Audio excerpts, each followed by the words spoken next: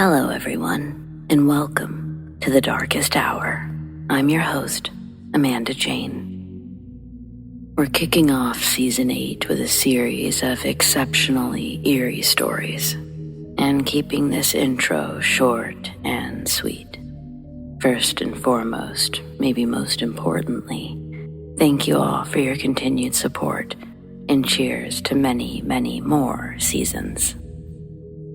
Tonight I bring you terrifying encounters with cryptids and tales from beyond the grave, because whether it's encountering something capable of devouring one's entire being, or some unexplained encounter with something more or less physical, your story belongs here. And if those are the kinds of stories that you want to hear, well, you've come to the right place. So, let's get started, shall we?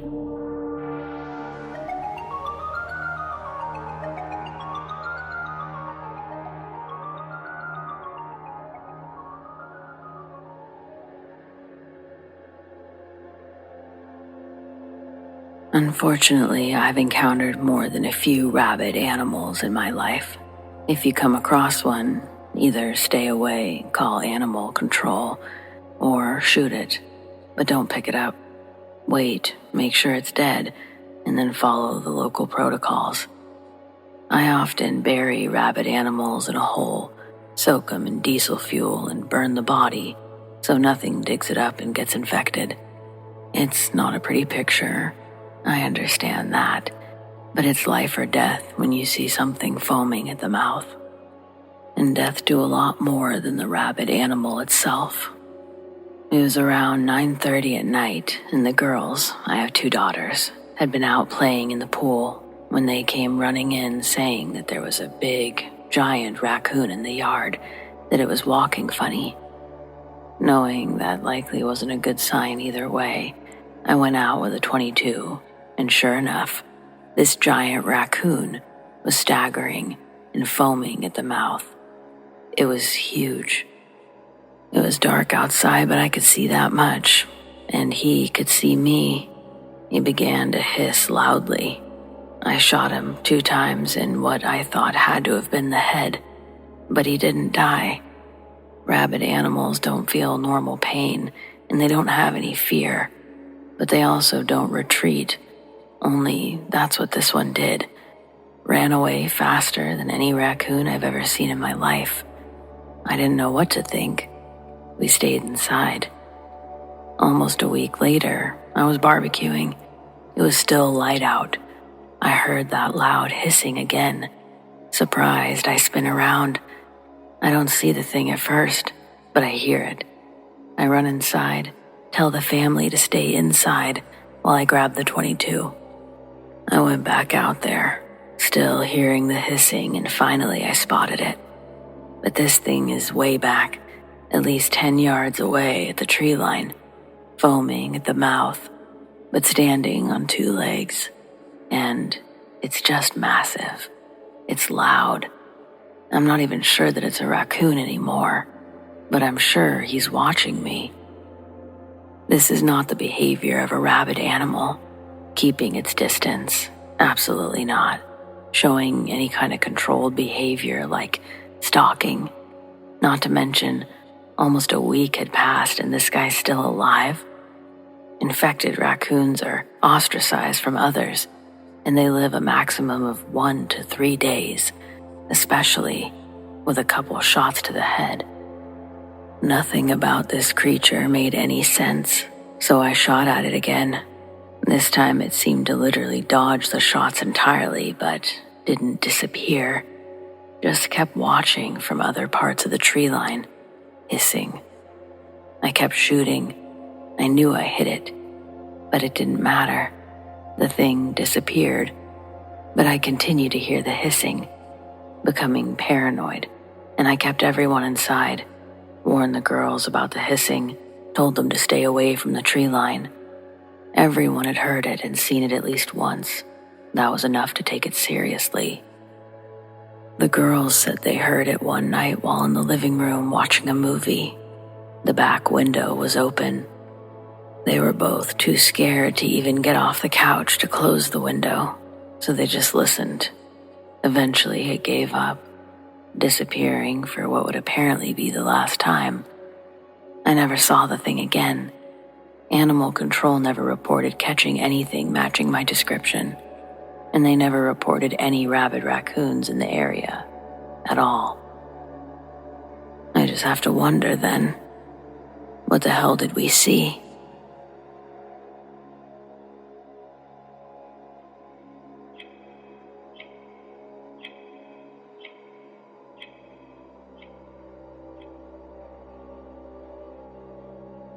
When I was 16 years old, I was walking along a beach with my sister. We weren't in the water, but there was such a strong undertow the sand gave way and started to pull my sister out. I ran into the ocean up to my knees and tried to grab my sister. I was pulled out into the ocean about a fourth a mile.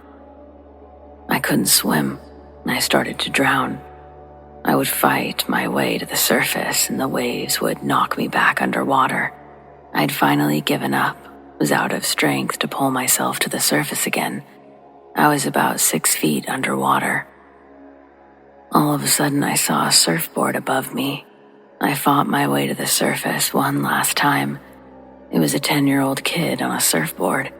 He said, "Hey kid, wanna ride?" He had seen me floundering and came out to try to rescue me. I grabbed onto the surfboard and made it back to shore.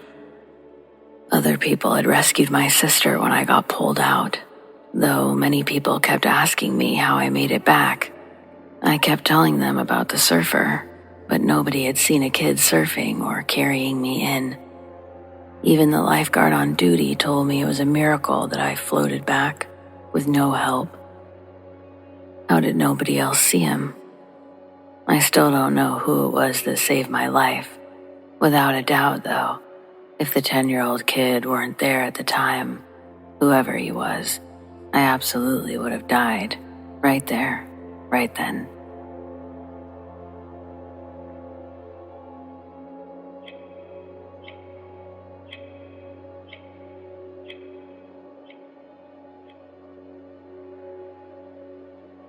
This is a weird memory that I have with my grandma during the end of her life that kind of scared me. I was young, and such a contrastive point of view was far beyond my understanding. The conversations between the doctors and my parents went way over my head. I knew what cancer was, and I knew Grandma Yuki had a lot of it in her bones. She was sick, and that's why we were staying in the hospital with her. Years later, my comprehension of what Alzheimer's and dementia was would give me more perspective of why my grandma acted the way she did sometimes. Grandma Yuki was in her late 80s, and for days at a time, my dad and I would sleep on cots in her hospital room, because the doctors would tell us that she would be passing away soon.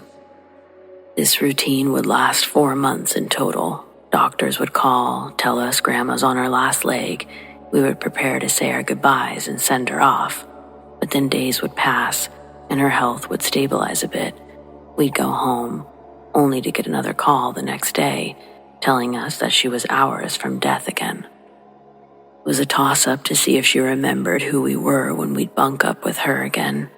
Grandma's forgetfulness was silly to me. She used to call me Child when she couldn't remember my name. "Child, what are you doing in my room?" Because I was a little girl, not remembering who I was wasn't as scary as when she'd forget who my dad, her son, was. He experienced the most of my grandma's memory lapses, and it really broke him apart. He would cry in the car on our way home from our visits. A few times my grandma attacked him, thinking that he was a stranger in her room. There was a lot of turmoil being passed around the adults that I was blissfully ignorant about. That being said, in retrospect, I was able to see my grandma change with an unbiased filter. Besides being as sick as she looked, in my mind, the other medical conditions weren't attributed to how she acted.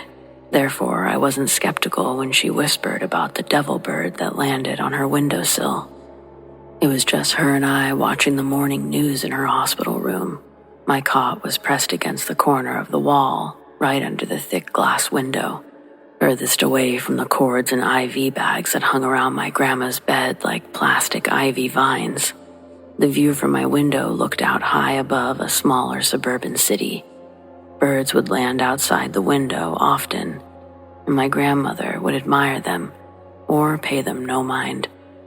But this time, as we watched the morning news together, a bird landed on the window that she feared greatly.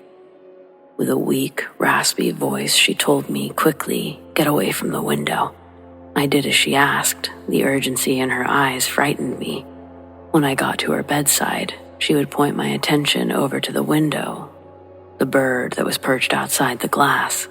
Its colorful body faced us, but its head drooped to the side, like it was trying to look down off the edge.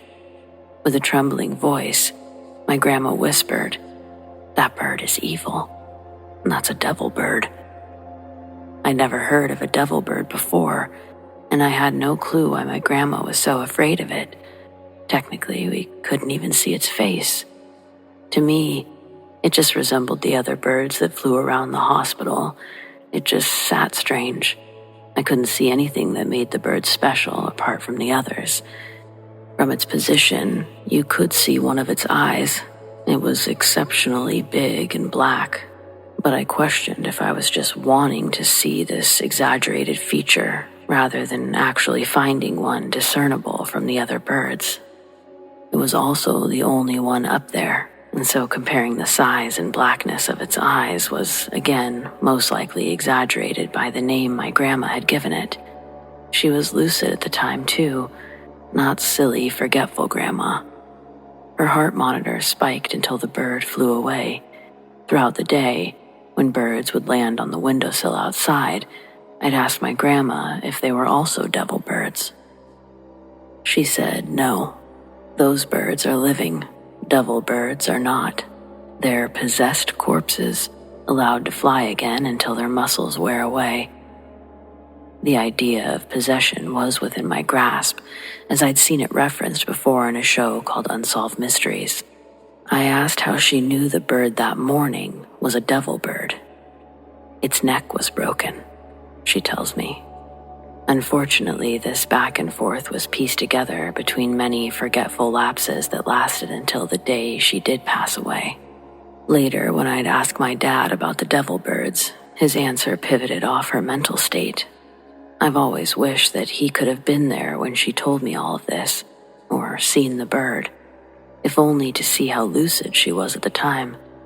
Even in her full-blown dementia, she never referred to another bird as a devil bird, and more birds would land on her windowsill all the way till the day she passed.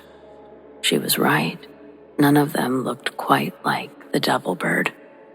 I've always been nervously curious to see if my grandma's account of devil birds was real. Believing in this is also accepting the belief of possession being real, no matter at what size. So now I've put myself out there, told my crazy granny story. You're now obliged to tell me if she was really crazy after all. You know, crazy, crazy.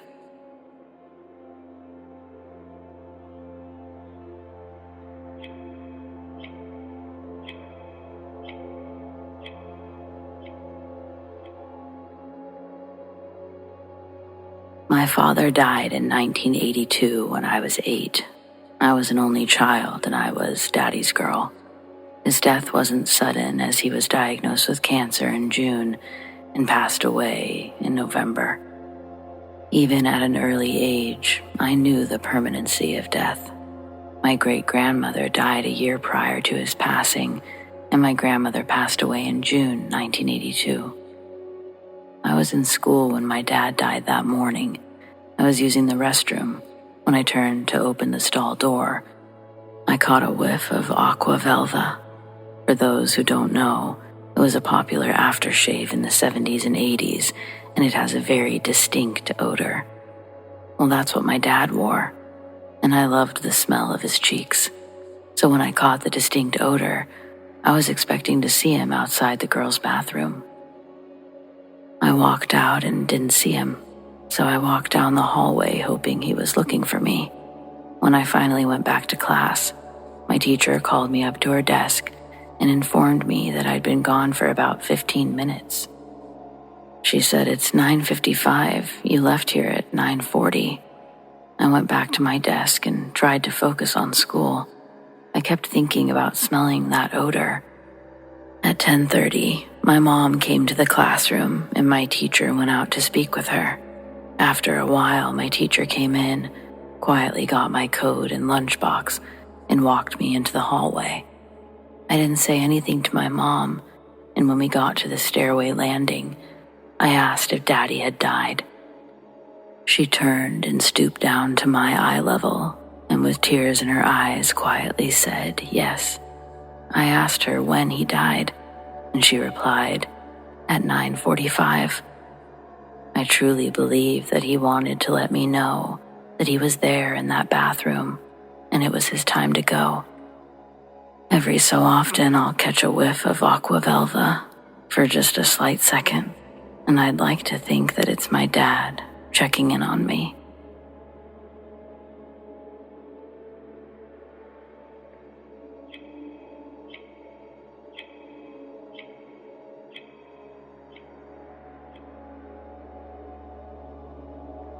My grandmother passed away last year, and my grandfather has been having a difficult time with the adjustment. A few weeks ago, I went to stay with him, hoping to help him develop a new routine, get the house in order.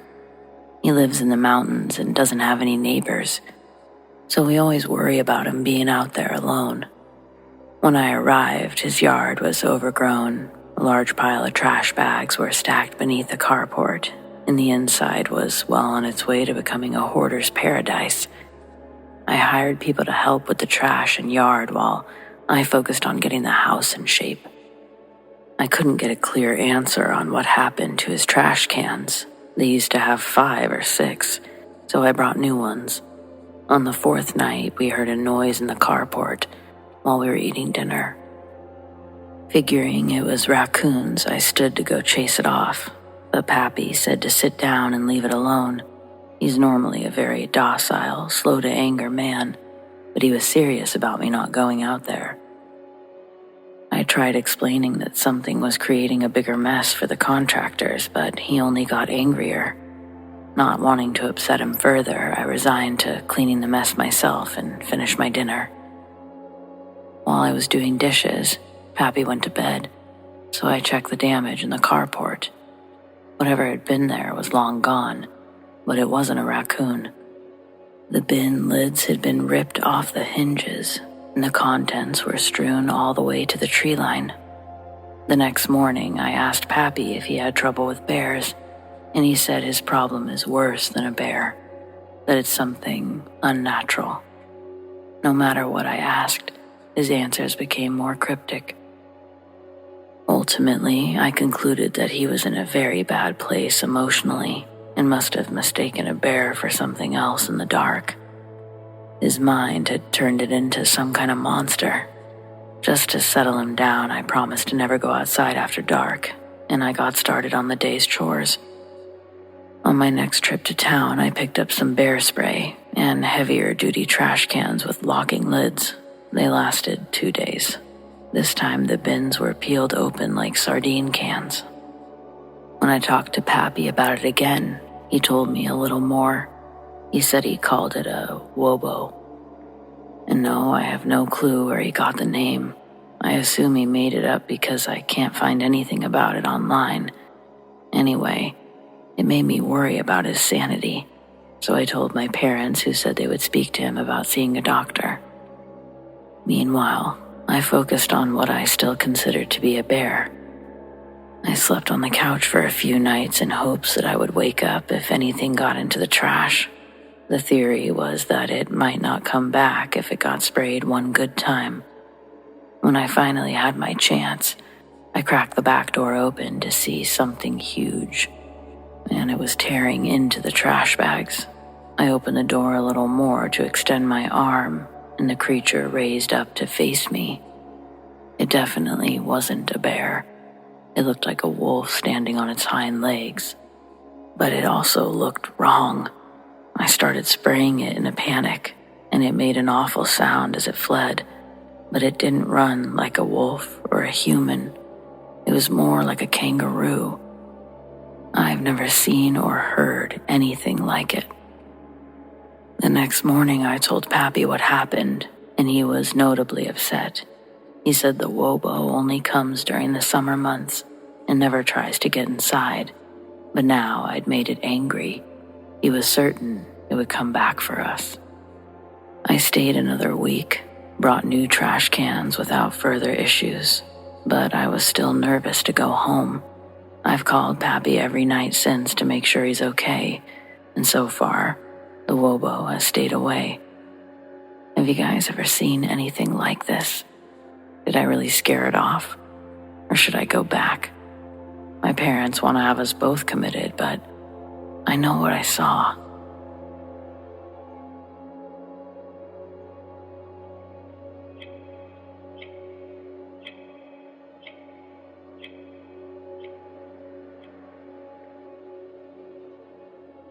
After my father died suddenly, I had to clean out his place and dispose of any of his things that we didn't want to keep. In his things was his cell phone. I got all the contacts out of it and turned the phone off for the last time. I put it in a drawer in my office. I spent the first week sort of in shock and planning for the funeral and settling his estate. At one point, I'd wondered why I hadn't felt that he was around me. About 5 minutes later, my phone rang. Caller ID showed it was my dad calling from his cell phone number. What? I just sat there in shock for a couple of rings trying to process it. I answered the phone, and there was nobody there. I rushed from my house to my office, and his phone was still in the drawer, still turned off. It was a couple of days later, and I was still trying to understand what happened. I finally mentioned it to my stepmother, my father's second wife, and she said she got a similar call at the same time on the same day. Too crazy. Hard to explain.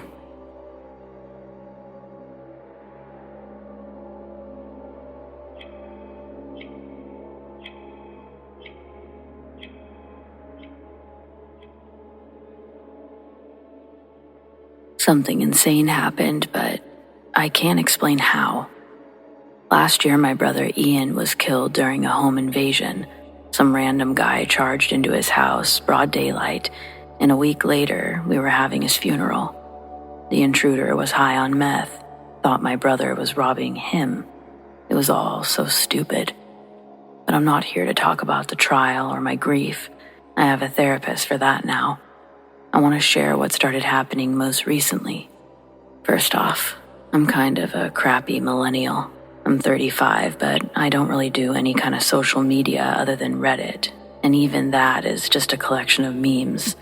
No Facebook, Instagram, Twitter, or Snapchat. I've never used any of them. I'm from a family of introverts, and my brother was no exception. He spent most of his time working offshore, and when he was home, he preferred being outdoors. This is all to stress that we're not the kind of people that you can just look up online, read about all of our intimate details and stuff like that. A few weeks ago, I got a message from Ian's Reddit account. It just said, "Kayla, are you there?" No one had his password.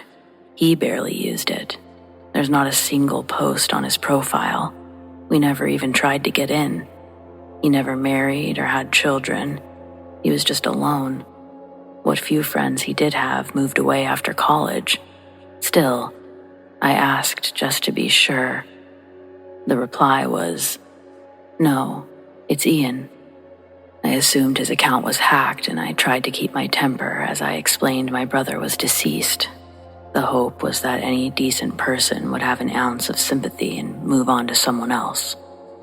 But they stuck to their story and used an old nickname, one that no one had called me since we moved out of Florida. Over the next several days, they also told me the names of my family members, pets, everything. They knew everything. things that maybe 3 people in the world know. I confronted them all, but each seemed more confused than the last. Still, the messages continued. Then, I found myself participating as if it were Ian. At first, I told myself it would be easier to catch the asshole, to find any tiny discrepancy in their facade. But then I got sucked into it for real. We would talk so naturally that it's like I forgot Ian was dead. Then the conversation would end, and the reality of it all would come crashing back. People can't message you from the dead, Kayla. But then, the same thing would happen the next day, and the next. Finally, I confided in a friend who concluded it was a random sicko getting off on screwing with the bereaved. That made more sense than any of my theories, so I took her advice and ignored the messages for 2 days. When I failed to respond, I received one saying, "I understand you need to move on. It's okay. I'll always be with you." My friend said that it was just another tactic, so I held strong. To take my mind off things, she invited me to a small concert the following night, and I agreed. That morning, I woke to find my inbox flooded with messages, warning me, begging me not to go. No one even knew about our plans.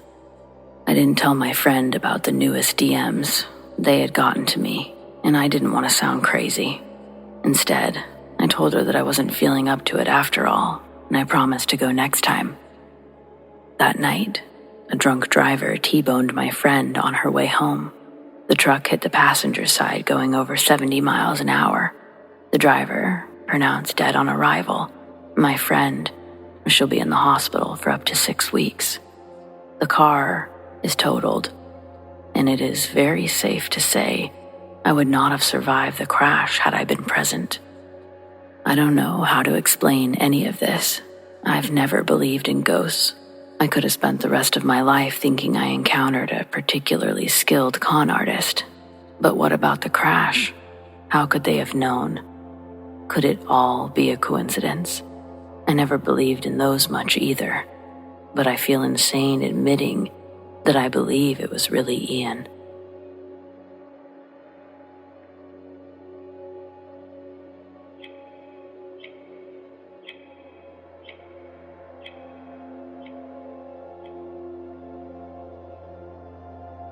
I do believe in phone calls from beyond, and I speak from experience. Early one morning, way back in the landline days, I answered a call from an uncle in New York City who asked in an uncharacteristically quiet tone to speak to my mother. I told him that she had left for work, and he thanked me and hung up without leaving a message. I thought the call was strange, as my uncle was normally loud, very outgoing, and always interested in what was going on with me. A few days later, his wife reported him missing after having not seen him for a few days. Sadly, he had died of a massive heart attack on an NYC street without carrying any ID. It was only through the tireless effort of other relatives and us putting our heads together that he was ever identified. I'm absolutely certain the phone call was after his passing. Perhaps he didn't want to stay unidentified forever.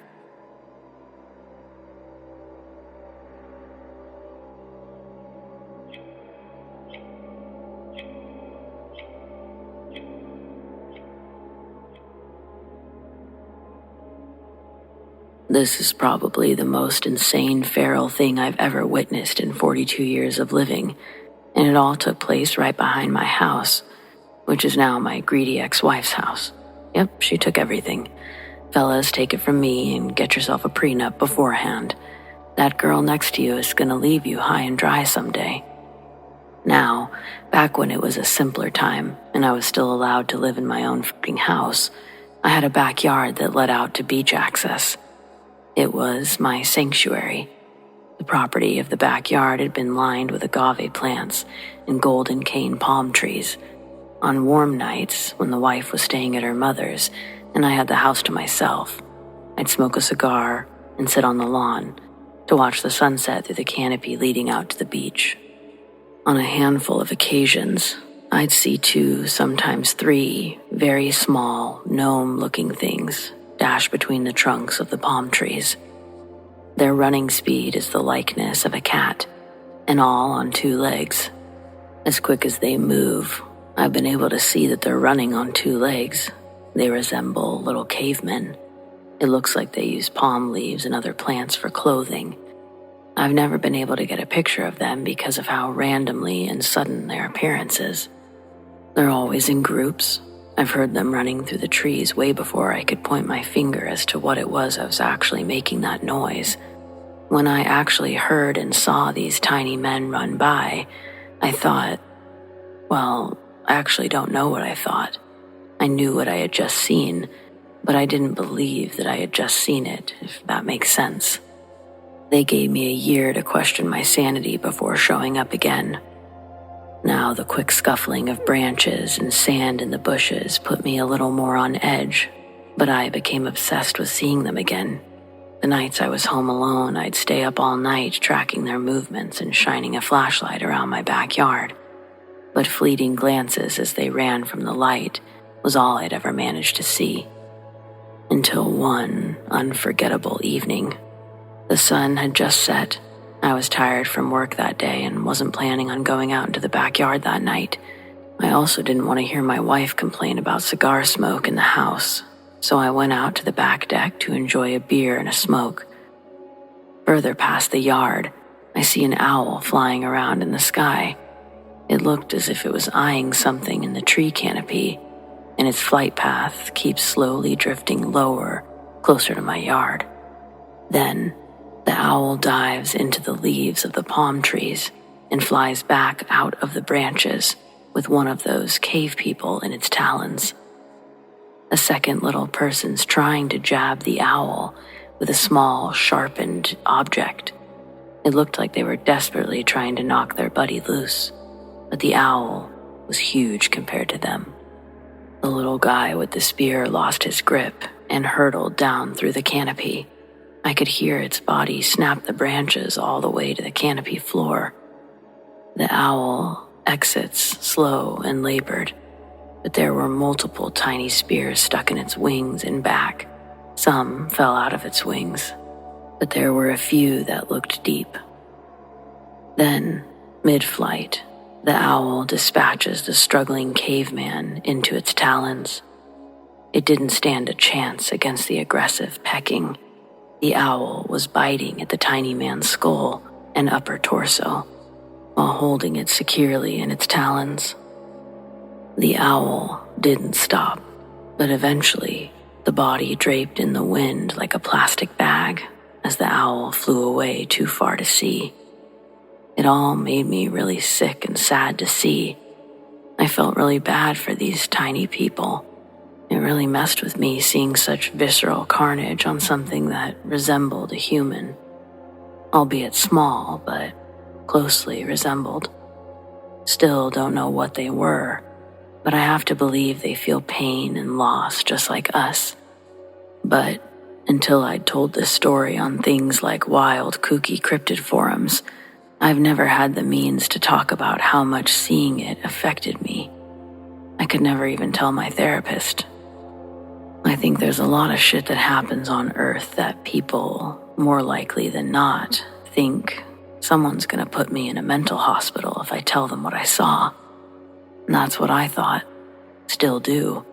That's why I'm talking to you instead of seeking help on capturing one of these creatures for evidence.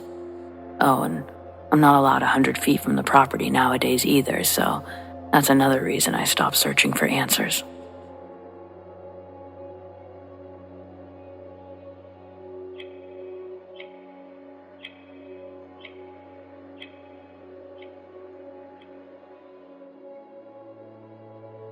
I was with my mom when she'd gotten news that my Uncle Jake had gone missing off a boat in the Puget Sound. He had apparently gone overboard and he couldn't swim, so they told us they probably wouldn't find him alive. It had already been almost 2 days. That night, the phone rang. I stayed seated at the kitchen table while my mom answered. Her face went white as a ghost, And then she said in a tone that still worries me to this day, "Who is this?" And the caller hung up. I asked her who it was. She said she didn't know, and that it sounded like my uncle. The only thing that he said before hanging up was, "Help me, Jeannie. Please help me." My mom called her sister-in-law to tell her about the call, but she didn't answer. Later that same evening, she called my mom back, but she wasn't returning the missed call. She was calling to tell my mom they'd found my uncle's body. He'd washed ashore, likely dead for a couple of days.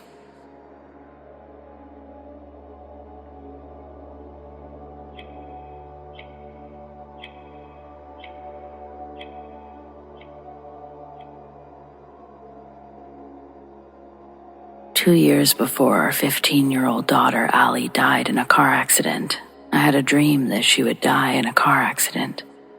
In the years since the accident, our life has been turned upside down, but we also have experienced countless events involving Allie that brought us comfort.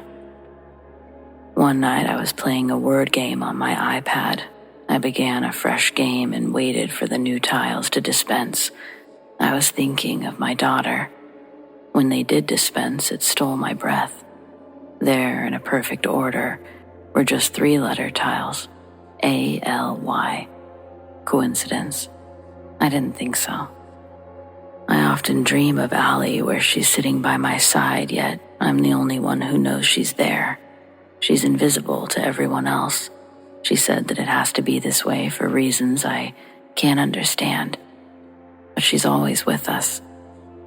My husband used to beg for a dream from Allie. He just wanted to be sure his baby girl was okay. One night he got something far more. I remember moaning in my sleep, a deep guttural moan. Only a bereaved mother understands. My husband said he looked at me to make sure I was okay, and in that moment, Allie's face was transposed onto mine. He got his wish. Some people believe after-death contact is evil. How can something that brings so much comfort be evil? It's been 10 years now, and Allie doesn't visit often, but I always know she's there. And that brings tremendous comfort to my broken heart.